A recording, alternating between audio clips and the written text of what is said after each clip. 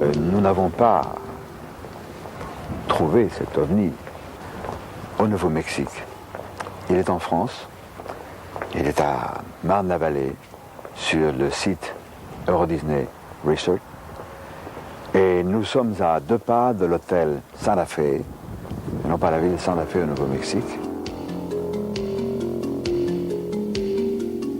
En revanche, au Nouveau-Mexique, le vrai, aux USA, que ce confortable hôtel nous rappelle, il y a eu plus d'une dizaine de crashs d'ovnis, avec récupération par l'armée de nombreux corps d'extraterrestres de petite taille.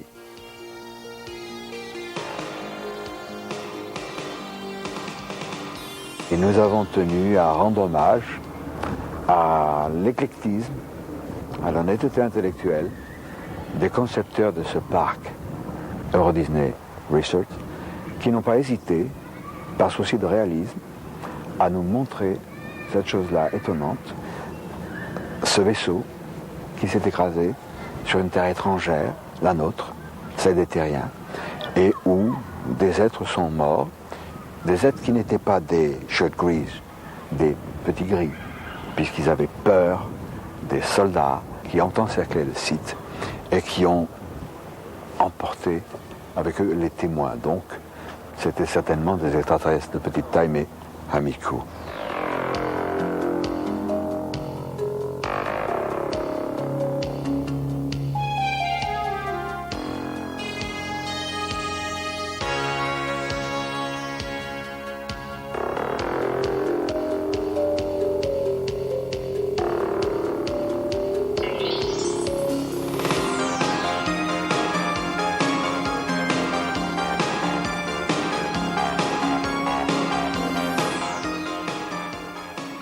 Très souvent, les visites d'extraterrestres sont purement et simplement niées par la science officielle. Sous prétexte que cela contredit certaines lois ou pseudo-lois. Mais il se trouve que nous allons nous rendre en Belgique pour y rencontrer un physicien nucléaire, Jacques Steyert, qui, tout scientifique qu'il est, sans admettre nécessairement la visite quotidienne de gens venus d'ailleurs, va, grâce à une photo, nous démontrer que cette photo d'OVNI, de soucoupe volante, est étrange, mais n'est pas contredite du tout par justement les lois de la science et de la physique.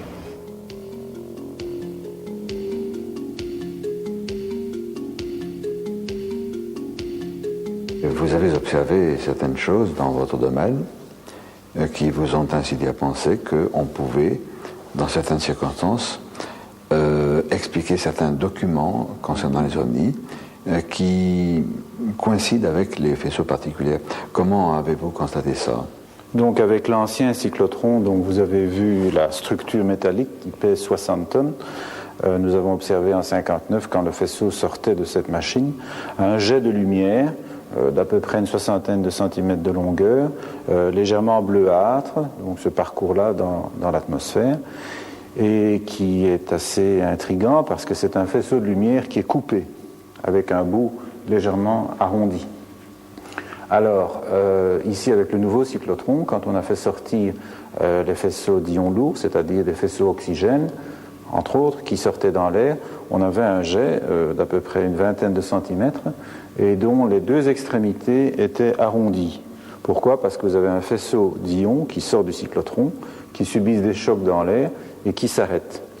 Mais comme c'est un faisceau chargé, vous avez donc une différence de potentiel qui fait que les électrons, eux, circulent tout autour et donnent cette espèce de gaine de plasma, ce qui fait qu'on a un jet lumineux avec les 2 bouts arrondis. Ces faisceaux, moi je n'ai pas eu la chance, j'étais en Belgique au moment de la grande vague de 1990, mais j'étais à Flémal-la-Grande, au sud de Bruxelles, au sud de Liège, et nous attendions avec Stanley Box, qui a eu la chance, qui est un habitant de Liège, de Flémal même, on attendait un gros engin triangulaire comme le Messie, et nous avons vu un petit engin, mais tellement rapide, non triangulaire, mais qui correspond un peu à ce que vous disiez, Jacques Steyert, tout à l'heure, cette sorte de cylindre aux bouts arrondis qui développait une vitesse faramineuse, et nous n'avons même pas pu actionner nos caméras, voilà. Alors, en ce qui concerne toutes ces observations curieuses de personnes qui voient des jets de lumière qui s'allongent et puis qui se raccourcissent, ça peut s'expliquer facilement par l'énergie d'une particule qui varie. Si vous prenez un cyclotron à énergie variable et que vous tournez un bouton et que vous changez l'énergie, eh bien, quand l'énergie augmente, le parcours de ce rayon augmente. Quand vous diminuez l'énergie, le parcours diminue. Et donc, avec un cyclotron à énergie variable, on pourrait reproduire ces jets de lumière qui sont coupés à l'extrémité. Parce qu'en fait, ce n'est pas de la lumière n'est qu'un effet secondaire d'un phénomène d'ionisation dû à un jet de particules premiers. Il me semble avoir lu, il y a pas longtemps, 20-30 ans, sous la signature d'un hyper-rationaliste, que ce n'était pas possible que la lumière se propageait comme ça et puis qu'elle ne pouvait pas être cohérente. Alors aujourd'hui nous saurions, parce que ce que vous venez d'expliquer démontre à l'évidence que même si ce n'est pas de la lumière, mais cet effet d'ionisation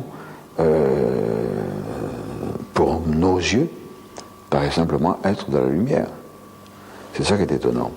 Alors c'est intéressant parce que les recherches qui n'ont rien à voir avec les domaines de l'ufologie, les problèmes touchant au cyclotron et les effets visibles nous amènent à penser, et je crois que c'est convaincant, que nous pouvons qualifier ces phénomènes lumineux de projections issues peut-être pas d'un cyclotron, mais de quelque chose qui produirait des effets analogues. Oui, parce que nous pouvons avoir des réactions nucléaires d'un type particulier qui produisent directement ces particules, mais le problème c'est d'avoir en quantité suffisante. Et donc il faut puiser l'énergie quelque part. Il faut extraire l'énergie, certains disent de matière, antimatière, mais je crois que la solution réside simplement dans l'azote de l'air que nous respirons. Nous n'utilisons que l'oxygène, mais l'azote qui est en l'air peut donner des réactions nucléaires assez intéressantes, moyennant les bons catalyseurs. Et on ne se rend pas compte de la quantité d'énergie qu'il y a dans l'atmosphère. Si je prends un simple litre d'air et que je le fusionne en silicium, eh bien, on a une centaine de gigawatts. Ça fait à peu près une puissance égale à une centaine de centrales nucléaires, simplement dans un litre d'air. Le tout, c'est d'avoir le bon catalyseur. Les extraterrestres nous visitent fréquemment, mais ce n'est pas toujours pour voir les grands de ce monde. Je pense évidemment à Eisenhower, qui les a rencontrés sur une base américaine, et c'est l'objet de l'illustration de notre vidéocassette. Ils sont également les visiteurs de personnes de tous les jours. Je pense à notre ami André Malby, qui est un naturopathe, et qui lui va nous parler de certaines rencontres. Alors André, tu as vécu une aventure assez extraordinaire en Espagne en 1976, à un contact. Parle-nous-en. Oui. Ça se passait à Ojen, qui est un petit village situé à 9 km au-dessus de Marbella, juste au-dessus d'une mine de pyrite exploitée jusque dans les années 30. La chose étonnante, c'est que, en dehors de tout ce que nous allons pouvoir raconter, il y a eu, pendant que j'étais là-bas, une apparition, je ne sais pas comment l'appeler, enfin un soir à 8h10, il y a eu un ovni qui est resté pendant 10 minutes au-dessus du village et qui ensuite a disparu en même temps que le soleil se couchait. Quand l'ovni est parti à une vitesse extrêmement grande, il est resté sur place un nuage orange lumineux qui a continué à être lumineux même après que le jour soit tombé, donc lumineux orange sur le fond de la nuit. Et il a peut-être duré presque une demi-heure pour fondre, pour se diluer, grosso modo. Moi, j'étais là et j'étais sur la place du village et j'étais parlé avec les gens. Concrètement, j'étais parlé avec des gens qui étaient à un bar qui s'appelait le Bar de las Viudas.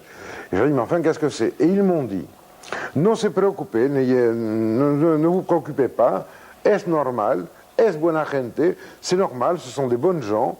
Antes se veía muchísimo más, avant on en voyait beaucoup plus, et antes de la guerra venían siempre. Avant de la guerre, donc 1936, il en venait beaucoup plus. Je dis, mais enfin, qu'est-ce qu'ils font? Ils disent rien, c'est des touristes, mais ils ne boivent pas.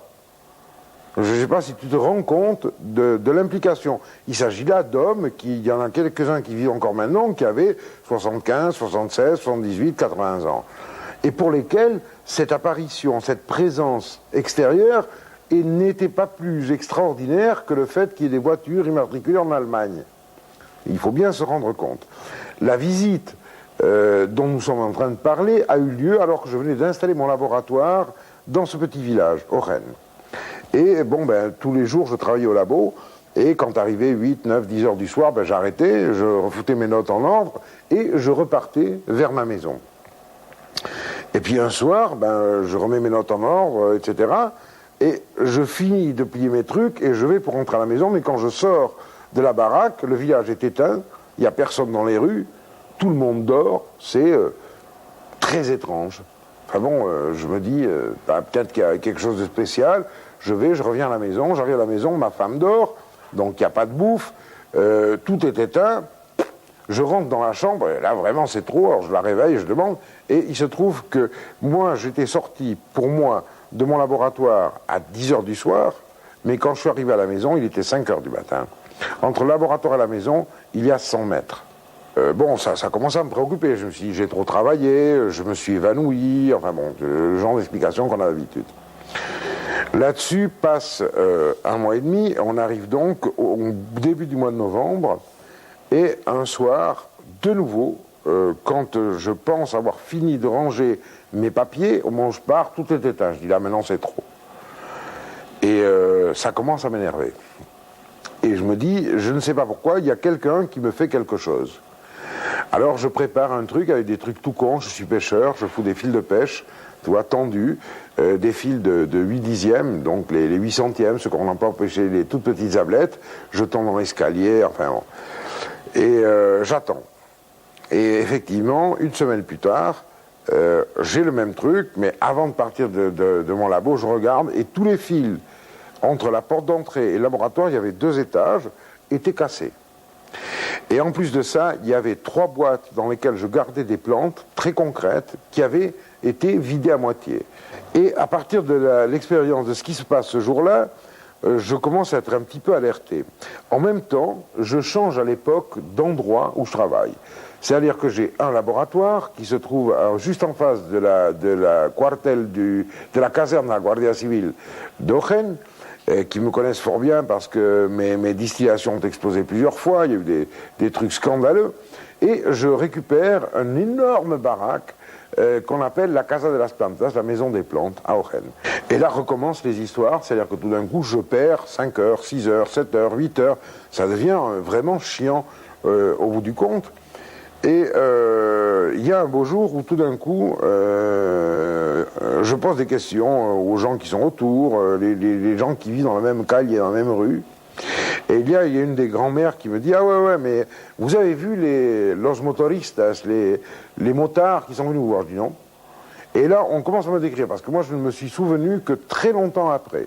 Les premières données que j'ai eues, ça a été, à l'époque, les gens qui vivaient à côté, qui m'ont raconté comment un couple habillé de noir, donc pour eux des motards, était rentré dans ma consultation à 10 heures du soir, était resté là pendant 3 quarts d'heure, 1 heure, et était reparti, mais tout à fait normalement. Alors, c'est un couple, lui est brun, elle est blonde, ils sont grands, jeunes, rien de plus. Et cette description se répète 3 fois, bien plus tard, parce que vraiment c'était arrivé à un point dramatique pour moi, ça me faisait vraiment chier, à la suite de tout un tas d'efforts, je suis arrivé à retrouver une image. Moi je ne me rappelle pratiquement de rien. Les seules choses que je sais, on m'a pris des plantes qui servent à régler des problèmes d'allergie, des problèmes d'asthme et des problèmes d'adaptation pharmacologique. On m'a pris des échantillons de matériaux que j'avais fabriqués au laboratoire.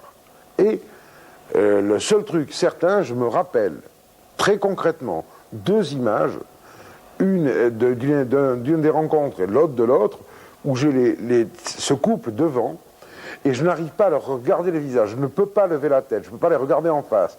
Par contre, je les vois depuis les épaules jusqu'aux genoux. Ils sont habillés d'un truc comme des plongeurs, c'est noir, mais pas noir absolu, c'est plutôt gris, couleur ardoise, si tu veux. Alors ce qui me choque, et je pense à cause de ça, j'ai réussi à m'en rappeler, ce qui est choquant, c'est que je ne vois pas de plis. Tu vois, on a une chemise, ça fait des plis. Mais il n'y a aucun pli. Et en plus de ça, je sais qu'il y en a un, c'est un homme, et l'autre, c'est une femme, mais il n'y a aucun relief. Il n'y a pas de sein, il n'y a pas de volume du sexe, il n'y a rien. Et c'est simplement une forme grise collée au corps, sans pli, et c'est horriblement désagréable comme sensation. Grâce à André Malby, nous rencontrons Andrés Faber-Kaiser, qui est le directeur de Mundo Desconocido, une revue espagnole de qualité, mais qui est aussi à la tête d'un groupe de recherche. Andrés Faber-Kaiser, c'est d'abord un aventurier du monde d'aujourd'hui. C'est l'homme qui a découvert la tombe de Jésus-Christ au Cachemire. C'est l'homme qui est allé à l'île de Ponap pour faire des recherches sur la vieille cité de Nan Madol, qui s'est approché sur l'histoire incroyable de ces êtres qui ont réussi à bouger des millions de tonnes de basalte sur des centaines de kilomètres. Il dit qu'il parle mal français, mais il le parle. Oui. Andreas, qu'est-ce qui va se passer maintenant? Qu'est-ce que je veux faire maintenant? Bon, je suis en train de relancer la revue Mundo Desconocido en l'ambit de langue espagnole. Et ça, c'est une des métiers pour le futur prochain. Et aussi, je veux continuer à chercher les lieux, les endroits qu'il y a à la Terre qui font témoignage que nous sommes en contact avec des êtres qui sont pas de ce planète, mais qui sont intelligents et qu'ils interviennent, on dit comme ça, oui, à l'histoire de l'homme pendant toute notre histoire. Andreas Faber-Kaiser est un homme qui a accumulé une quantité de données absolument incroyable dans ce domaine. Le public français ne sait rien de lui et je pense qu'il est temps qu'on commence à le découvrir. Les visites d'extraterrestres dans l'histoire humaine sont extrêmement nombreuses et connues. Les mythologies, par exemple, recèlent quantité de visites venues d'ailleurs, d'événements étranges. Toutes avaient, ou souvent, elles avaient un caractère didactique pour aider les terriens à progresser. À notre époque moderne, nous avons une histoire extrêmement curieuse. C'est l'affaire Humo, qui est associée à une avalanche de lettres hautement techniques reçues par un certain nombre de personnalités humaines. Et nous allons explorer cet univers étrange du mot ou de Humo et des Humites à travers l'un de ses plus grands spécialistes, Antonio Ribera, en Espagne. En 1934, il y avait un bateau norvégien qui faisait des tests de rayonnement d'ondes dans la stratosphère pour des communications à longue distance. Un train de ces sondes s'est perdu dans l'espace et 14 ans après est arrivé à Humo. Alors les scientifiques humides ont vu que ça n'appartenait pas au bruit des fonds de la galaxie, que c'était un signal codifié, intelligent. Ils ont essayé de la décodifier, c'était une transmission en Morse, ils n'ont pas réussi, mais ils ont localisé la planète, notre planète, d'où venait. Alors ils ont organisé sa première Inayuyisa, ça veut dire expédition, parce que les terres humides sont parsemées des mots humides, avec la traduction entre parenthèses à côté. Ça a permis à un chercheur sévillan, Antonio Moya Cerpa, de faire un essai de dictionnaire espagnol-français humide, qui est publié dans mon livre. C'est très curieux parce que il y a un séminaire à l'université de Séville et les savants assemblés ont dit que c'est une langue valable, c'est une langue qui peut fonctionner comme langue. Et c'est alors que les humides ont organisé sa première expédition sur Terre. Ils sont arrivés au mois de mars près de la Javie et ils sont restés étonnés de trouver une autre humanité. semblable à la sienne. Ils sont des hommes, ils sont grands blonds, type nordique.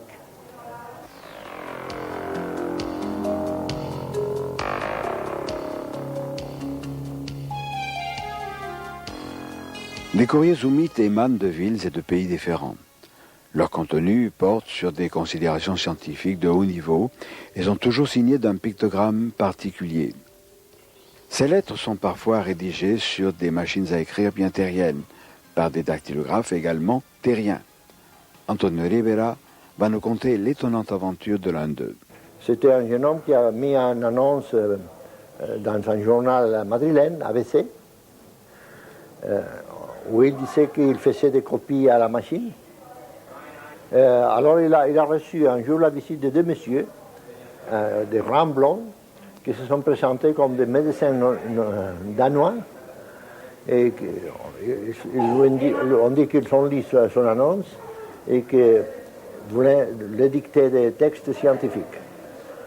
Et un jour, sa femme lui a dit qu'elle ne lui plaisait pas la présence de ces gens. Elle soupçonnait quelque chose d'espionnage, par exemple. Il lui a dit que lui, il devait appeler la police. Le jour suivant, le médecin danois, entre guillemets, qui allait lui dicter le texte, lui a dit un texte sur science, ça c'est notre science, nous venons de la planète Humo, qui se trouve à 14 années-lumière. Alors le dactylographe est resté sidéré, et en voyant son étonnement, le mythe, parce qu'il était un mythe, lui a dit ne t'étonne pas, nous savons tout ce qui s'est passé chez toi. Alors il a sorti une petite boule de sa veste et l'a mise en l'air, elle est restée immobile dans l'air, et une petite écran s'était éclairé dans la boule, et le dactylographe a vu, étonné, tout ce qui s'était déroulé hier soir chez soi avec sa femme. Le médecin danois, toujours entre guillemets, lui dit, tu vois, ça c'est une petite échantillon de notre technologie. Dans la première cassette Omni-IBI, l'invasion a commencé, nous avons présenté René Varino sur le plateau d'Albion. René Varino, tu es le président du CEOB, le Centre d'études Omni-France. Tu es l'un des premiers à avoir étudié le phénomène Humo dans son contexte français. Antonio Ribera nous a parlé de tout le contexte espagnol, mais il y a une genèse du phénomène Humo en France. Oui, effectivement. Disons que l'histoire commence, bien entendu, en Espagne, pour ce qui est connu jusqu'à l'heure d'aujourd'hui, mais la base de l'affaire Humo commence à la Javie, dans les Alpes de Haute-Provence. Le 28 mars 1950, donc, un atterrissage a eu lieu dans les environs de la Javie. On dit environ 8 km de la Javie, c'est entre le sommet du Couard et le Cucullon. Bien entendu, nos recherches se sont passées de ce côté-là.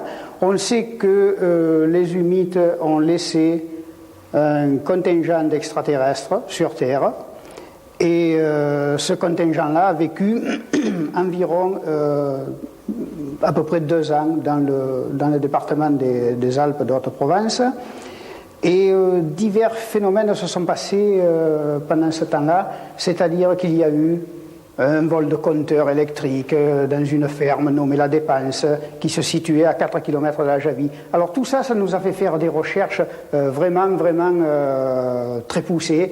Toi et ton équipe du CEOB, vous êtes allés maintes fois sur place.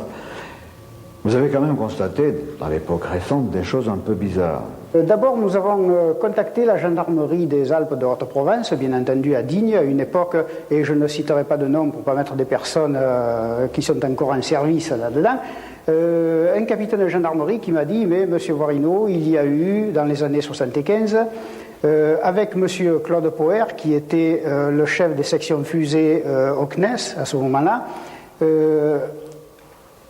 une reconnaissance dans le Cheval Blanc, dans les montagnes du Cheval Blanc, pour rechercher la grotte que les extraterrestres, que les humides auraient laissée avec du matériel humide. Et ce capitaine de gendarmerie m'a précisé qu'effectivement Claude Poher avait trouvé la grotte, plus le matériel qui s'y trouvait à l'intérieur encore à l'époque. Alors, je veux préciser, René, pour nos amis qui ne sont pas au courant, que Claude Poher a suscité en quelque sorte la création du GEPAN.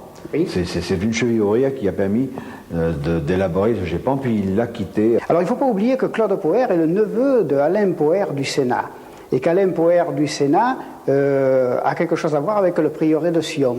Nous abordons d'ailleurs à travers certains personnages de Rennes-le-Château, nous abordons le domaine mystérieux du prieuré de Sion, et tu as raison de dire qu'il faudra y revenir plus tard, parce qu'il y a tellement de choses extraordinaires, nous serons obligés d'y revenir. Ça ne s'arrête pas là. Ça ne s'arrête pas là, parce que lorsque nous avons fait ces recherches, nous avons trouvé qu'à travers les montagnes du Couard jusqu'à la Javie, du Cucullon jusqu'à la Javie, sans que ce soit une connaissance de tout le public, se construisaient des routes à travers la montagne, des routes spéciales. Alors quand je dis spéciales, ce n'est pas des routes du feu. Je fais une parenthèse, ce n'est pas une route pour un GMC qui va simplement éteindre un feu, n'importe quoi. C'est pas ça. Ce sont des routes bétonnées, ferraillées à l'intérieur, des routes faites pour recevoir soit des convois militaires, soit quelque chose de très important. Ça s'arrêterait là. Mais nos amis qui habitent dans le coin, qui font partie du CEOF, se sont vus un soir en faisant une course en vélo, là, en faisant une petite promenade en vélo, au pied de la montagne de la Blache, qu'on appelle. Arrivés à un certain tournant, se sont trouvés nez à nez avec un char d'assaut militaire. Alors là, c'était un petit peu... on leur a interdit de passer. Quoique, ils prenaient cette route assez souvent pour faire leur randonnée, ils ont demandé pourquoi. On leur a dit, vous n'avez rien à savoir, vous retournez, là, vous ne passez pas. Alors, autre, le char militaire, il y avait toute une armée, il y avait des jeeps, il y avait toute une armée complètement, et on leur a interdit le passage, on leur a demandé de revenir. Mes amis qui sont au CEOF se sont renseignés auprès de la gendarmerie et de la mairie de Digne pour savoir ce qui se passait. La mairie de Digne et la gendarmerie n'étaient pas au courant. Alors là, je vous dis bien, n'étaient pas au courant de ces manœuvres militaires. Ça semble quelque chose un petit peu aberrant, hein, quand même. Une manœuvre militaire, on doit être au courant de ce qui se passe. Conclusion, ce n'était pas du tout des manœuvres militaires. Absolument pas, absolument. Ça se trouvait exactement comme si pour ceux qui auront pris connaissance du livre de Jean-Pierre Petit, où il relate l'affaire de la Blache, puisque c'est de là que partirait l'atterrissage humide en 1950. Il est vrai que ce secteur est très surveillé à l'heure d'aujourd'hui. L'affaire de Zoumit a eu un très grand retentissement dans le monde des chercheurs. C'est ainsi, par exemple, qu'un scientifique français a avoué, dans un récent ouvrage, qu'il s'était appuyé sur les informations communiquées par les Zoumites pour faire progresser ses propres recherches. Ce chercheur, Jean-Pierre Petit, n'a pas cru devoir accepter notre invitation à dialoguer de ses recherches sur cette vidéocassette. Il est vrai que la science officielle n'est pas tendre avec les chercheurs qui sortent des sentiers battus. Et par exemple, une revue qui se veut sérieuse, Science et Vie, dans sa livraison de novembre 91, consacre 2-3 pages à un article évidemment bidon, c'est un canular, sur l'affaire des Zoumites. Alors c'est facile, évidemment, d'ironiser, de signer cet article d'un nom américain, Lucifer, qu'on peut prononcer Lucifer. Alors ça c'est facile. C'est plus compliqué de se pencher sur ces informations ou mythes. Et quelqu'un s'y est penché, un industriel important en Espagne. Il s'appelle Rafael Ferriol. Et pour Rafael, comment tout a commencé à faire Homo? ¿Quieres saber cómo ha empezado todo? ¿A partir de cuándo? A través de la prensa, simplemente. Nos informamos. On a su, Ribera et moi, à travers la presse, qu'il y avait une vue d'un ovni qui avait atterri. L'ovni a atterri en 1967. Cet ovni dont nous avons fait l'étude, il y a une publication de faite dessus. Peu de temps, quand ce livre était déjà sous presse, mais pas encore publié, Personnellement, j'ai reçu une lettre d'Australie me disant curieusement que ce livre était intéressant, lui disant que nous sommes un groupe, une race d'hommes nés sur une autre planète. Nous sommes peut-être les derniers et les plus modernes de ceux qui vous ont visité. Parce que nous ne connaissons votre planète que depuis 1950.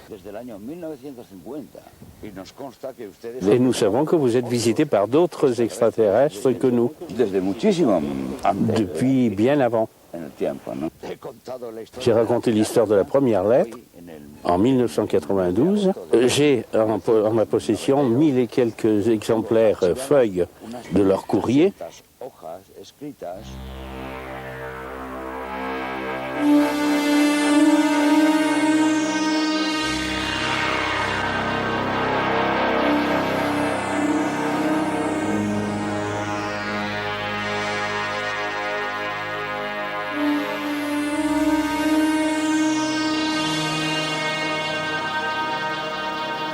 Les correspondances zoomites ne consistent pas seulement en des textes. Ce sont aussi des schémas dans lesquels ils décrivent leur planète, leurs vaisseaux, ou d'autres principes de leur science toujours en avance sur la nôtre. Examinez ces dessins. Ils relèvent d'un savoir venu d'ailleurs.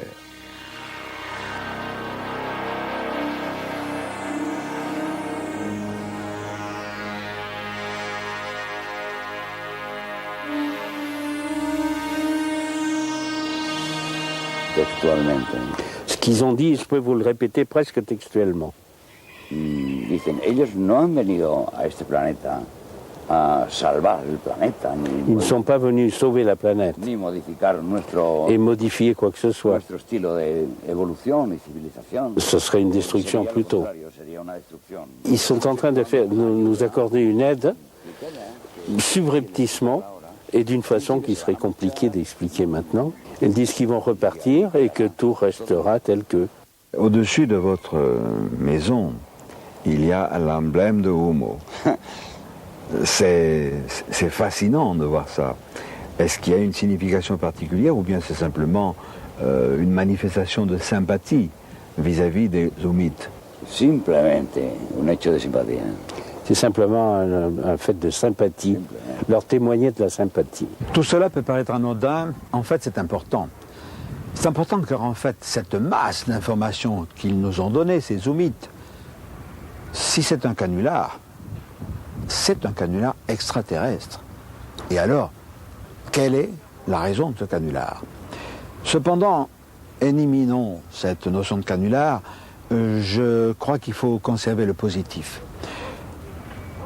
Ces informations vont nous aider, ont aidé un certain nombre de chercheurs et de scientifiques à progresser dans leurs recherches. Mais il y a quelque chose d'un peu plus gênant peut-être. Il semble bien qu'il y ait ingérence dans notre société humaine, dans notre civilisation. Mais est-ce qu'elle est positive, cette ingérence? J'en suis pas tellement sûr pour l'instant. Alors je crois que wait and see, attendre et voir pour pouvoir se prononcer efficacement. Au nom de notre équipe de tournage, maintenant, je voudrais remercier Roberto, notre ami Roberto, qui a si magnifiquement traduit nos diverses interviews. Il faut savoir que les extraterrestres ne se contentent pas de simples visites ou de correspondances, comme l'affaire Houmite, visite amicale, comme dans l'affaire de notre ami André Malby. Il y a des enlèvements. Tous ne sont pas dramatiques. Nous sommes allés à Gerona, à Gérone, en Espagne, voir Prospera Muñoz, qui, elle, se souvient de ce qui lui est arrivé lorsqu'elle était très jeune. Grâce à notre ami Antonio Rivera, nous avons rencontré Prospera Muñoz, qui est une dame, qui est un chef de service dans les télécommunications, et qui a vécu une fantastique aventure lorsqu'elle était enfant. Alors, j'aimerais que vous nous racontiez comment ça a commencé. Vous aviez 7-8 ans, je crois. En effet, elle avait 7 ou 8 ans et elles étaient, elle et sa sœur, dans une propriété qu'elles avaient du côté de Murcie qui s'appelle Jumilla. Au milieu du matin, on a vu un appareil bizarre qui est arrivé. De là sont sortis deux personnages quelque peu bizarres. Ces deux personnages sont entrés dans la maison sous prétexte de demander un verre d'eau. Un d'eux s'est approché le verre des lèvres, mais il n'a pas bu. C'est là qu'il s'est aperçu que leur main n'avait que 4 doigts. Physiquement, elle était de leur statut. Mais il faut tenir compte qu'elles avaient 8 ans et 13 ans. La tête, surtout le crâne, était beaucoup plus grand que d'habitude. Les yeux en amande et avec un regard très inquiétant, un regard très fixe. qu'est-ce qui s'est passé après? Hasta que ya dijeron que querían hacer con nosotros un experimento. Et c'est là qu'ils ont dit qu'ils voulaient faire avec elle une expérience. Pidieron nuestro permiso. Et ils ont demandé la permission. Et c'est là que tout commence à basculer, parce qu'elle s'est trouvée en train de penser autrement. Comme un adulte. Comme un adulte, lorsqu'elle était une enfant. Et comment ils t'ont amené à bord du vaisseau? Esto ocurrió un par de noches después. C'est arrivé 2 nuits après. Ah, 2 nuits après. Elle s'est réveillée, tout à coup, elle s'est retrouvée dans la rue en train de les attendre. Elle est sortie avec eux, sa sœur et son oncle ne se sont pas réveillés. C'est là qu'on est parti vers un champ. Et là, il y avait un autre appareil, mais plus grand que le premier. Ahí entramos, corrimos varios pasillos. Dedans, ils ont fait plusieurs couloirs. Hasta que entramos a una habitación donde había una especie de camilla. Jusqu'ils sont entrés dans une pièce où il y avait une espèce de ce qu'on appelle vulgairement le billard des examinateurs. Des examinateurs, une table d'examen. Allí pues me quitaron la ropa y me empezaron a coger muestras de todo. Là, on lui a enlevé tous ses vêtements et on lui a pris des échantillons de tout. Yo no sentía cheveux, des ongles, de peau. Sí. Pero yo no sentía en ningún momento ni dolor ni miedo. Examen gynécologique aussi. Examen gynécologique, non? Sí. También. Lo recuerdo aussi. Perfectamente, sí. Si. Aussi. Mais aucune douleur. Ni peur. La peur avait été éliminée. Combien de temps Prospera est resté à bord du vaisseau? ¿Sabes cuánto tiempo estuviste a bordo? Qu'elle pense que dans les 2-3 heures. Parce que quand elle est arrivée, il faisait nuit. Et quand elle en est ressortie, il faisait nuit toujours. C'était une petite fille, pas encore une adolescente. Et le fait de se trouver dans un milieu aussi étranger, ça ne l'a pas paniqué. Le premier jour, quand ils sont arrivés, ils sont atterris ou se sont arrêtés près de leur fenêtre et qu'il a regardé par la fenêtre, donc elle l'a vu encadré par la fenêtre, c'est le seul moment où elle a eu peur. C'est à ce moment-là qu'elle a entendu comme un bruit métallique qui allait en crescendo, chaque fois plus fort, et à partir de là, la peur a disparu, ça y est, aussi bien elle que sa sœur. Alors cette rencontre étonnante, cet enlèvement, ça a dû soulever quantité de questions. Tu l'as oublié, et quand les souvenirs sont revenus, tu as dû avoir encore plus de questions. Naturalmente. Normalmente la persona tenemos un castillo mental bien construido. Normalement, on a un château mental bien construit, mais quand il arrive une pièce comme ça qui ne case nulle part, on est obligé de casser tout le château pour remettre et voir si on peut la caser là-dedans. Si cette personne n'est pas protégée par son entourage, par sa famille, par la compréhension des siens et de son entourage, elle est en danger parce qu'il est difficile d'assumer. Je conçois que avec cette foule de questions, Proserpa ait lancé cette revue Búsqueda, qui veut dire, tu me l'as appris, Búsqueda, qui veut dire recherche. Il y a eu de très nombreux enlèvements et parfois ça a mal tourné. Il y a eu les gris. Que nous veulent-ils? Est-ce qu'ils ont de la considération pour nous? Et de toute manière, est-ce qu'il manifeste quelque chose, un désir, l'insouciance? Comme nous avons posé la question dans la première cassette, où il était beaucoup question des gris, nous allons trouver Geneviève Van Cleef, qui est une femme ufologue, en France, la seule, je crois, qui, elle, va nous donner des nouvelles des gris à travers des informations qui lui sont parvenues des États-Unis. Tu as publié 3 ouvrages, les deux derniers étant celui-ci, OVNI, Intervention, Capture, et puis OVNI, Expérimentation très spéciale. Alors, tu es passionné par l'ufologie américaine dans laquelle tu puises quantité d'informations et souvent tu les as avant nos autres collègues français d'ufologie. Alors, tu as découvert Secret Life, un bouquin tout à fait étonnant paru cette année aux États-Unis. J'aimerais que tu nous dises quelques mots de cet ouvrage qui a pour auteur un psychiatre, je crois. Un psychiatre, oui, David Jacobs. Oui. Voilà. Qui a enquêté lui-même sur une 60aine de cas, surtout des femmes, surtout des femmes américaines qui ont subi ce qu'on appelle un enlèvement. Alors évidemment, ce livre est très intéressant parce qu'il me semble que pour la première fois, il a découvert et il a rassemblé toutes les caractéristiques vraiment essentielles de ces enlèvements. D'ailleurs, il dit que partout, il les a retrouvés. En général, dans son livre d'ailleurs, au début, ses premiers chapitres, ce sont les choses qu'on retrouve dans tous les cas. Ensuite, d'autres choses qu'on retrouve moins facilement, mais enfin qu'on retrouve quand même dans certains cas. Et moi, ce qui m'a frappé, bon, bien sûr, je connaissais les enlèvements, je connaissais les livres de Bud Hopkins, je connaissais pas mal de livres, et on sait déjà que s'y retrouvent, bon, les implants, les observations, les prises de, comme tu sais, les prises d'ovules, les prises de sperme, enfin un tas, et même les présentations d'hybrides, de soi-disant hybrides, dont on ne sait pas trop. Là, excuse-moi, il faut quand même expliquer à nos amis qui vont nous regarder qu'avant la présentation, il y a la fécondation artificielle, l'insémination artificielle.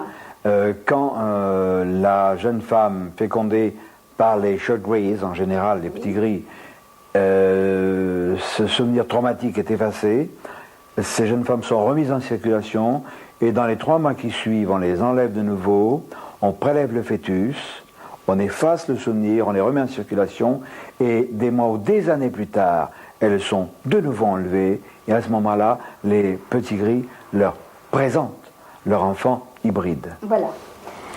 Même quelquefois bien avant plusieurs années, c'est quelquefois presque tout de suite.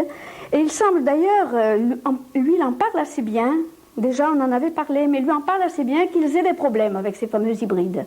Et alors, il semble qu'ils aient besoin du contact de la mère. Et c'est avéré que les petits gris mettent quelquefois d'office ces bébés, des tout petits bébés, quelquefois tout petits, dans les bras de ces femmes qui quelquefois le refusent, mais enfin les obligent à toucher les enfants. Et il s'est aperçu que c'était pas seulement, par exemple, les materner, mais c'était les toucher. Il suffisait d'un toucher. Et ces femmes ont remarqué que lorsque les bébés avaient été touchés, il y avait un regain de vitalité chez eux. Sûrement. Oui. Alors on voit que c'est analysé très finement et ça va assez loin. Alors il a aussi remarqué beaucoup de choses, en particulier ce qu'on retrouve chaque fois dans tous les cas, c'est qu'à un certain moment vient un être qui semble être le chef, qui est un peu plus grand que les autres, qui a le même type mais qui est plus grand, et tu sais qu'en général c'est le seul qui a des contacts télépathiques avec les enlevés.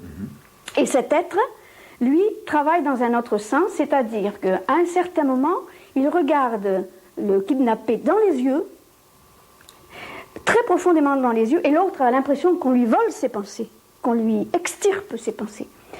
Alors, et même, et lui, bien entendu, il lui suggère, il lui impose des pensées que l'enlever, quelquefois accepte, mais quelquefois refuse. Et quelquefois, il arrive très bien à faire la différence. Ils ne sont pas toujours très... Après tout, ils n'arrivent pas toujours à ce qu'ils veulent.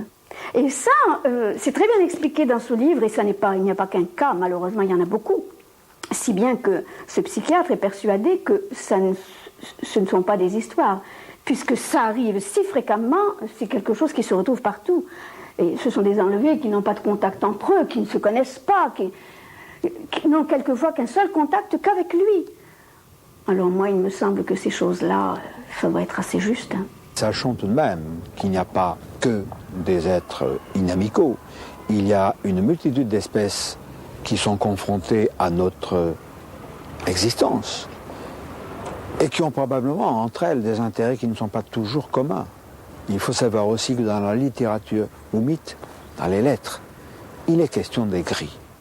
Nous savons maintenant, nous les humains, qu'il y a des êtres de petite taille, les gris, qui ne sont pas amicaux. Est-ce que les oumites en ont parlé? Sí, sí. Oui. Sí, sí. Incluso con un matiz. Dicen, no son verdosos como ustedes dicen, son grises. Avec une nuance même, en disant qu'ils ne sont pas verts comme vous avez l'habitude de dire, mais gris. Oui. Un ton grisâtre. Hein. Ce qui passe, c'est que quand ils parlent d'autres gens qui viennent d'autres planètes, ils en parlent très peu. Ils en parlent, mais succinctement.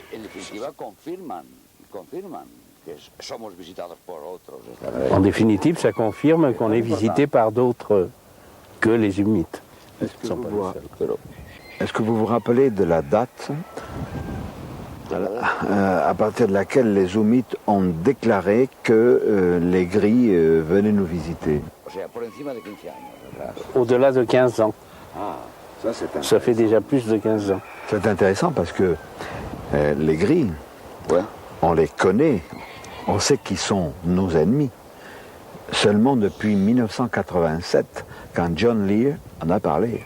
Antoine Rivera pense aussi que ce sont des gens apparemment ennemis. Je ne pense pas qu'ils soient ennemis, mais qu'ils ont une autre façon d'être, différente que la nôtre. Raphaël Ferriol et moi avons raison tous les deux, mais pas de la même manière. Ils ne sont pas nos ennemis, de même que nous ne sommes pas les ennemis du mouton ou du bœuf que nous mangeons. Ils nous sous-considèrent, ils nous considèrent inférieurs. En ce qui concerne nos types de summit, un jour je suis allé dîner avec un chef de l'Interpol, un monsieur allemand, qui m'a dit qu'il avait des dossiers comme ça sur des types d'aspect nordique, qui voyageaient avec des passeports norvégiens, danois, suédois, etc., et qui portaient un petit appareil dans la gorge pour s'aider à parler. Parce que les sumites laissent de parler à l'âge de 12 ans. La communication devient télépathique alors. Et les types qui s'envoient sur Terre, dans les diverses expéditions, parce que ces expéditions se relèvent, ce ne sont pas les mêmes. Ceux de 1950 sont déjà partis il y a beaucoup de temps. Portent un petit appareil dans la gorge pour s'aider à parler. C'est curieux qu'un chef de l'Interpol m'expliquait ça. Et je lui ai dit, est-ce que ce sont des criminels? Pourquoi vous intéressez-vous pareil? Ah, il m'a dit, c'est pour complaire à la CIA américaine qui nous l'a demandé. Nous savons, depuis que nous avons appris l'existence du MJ12, du gouvernement secret, que toutes les nations ont des rapports entre elles, qui échangent des informations, et qui toutes sont complices pour nous tromper, pour nous mentir. Donc c'est parfaitement vraisemblable.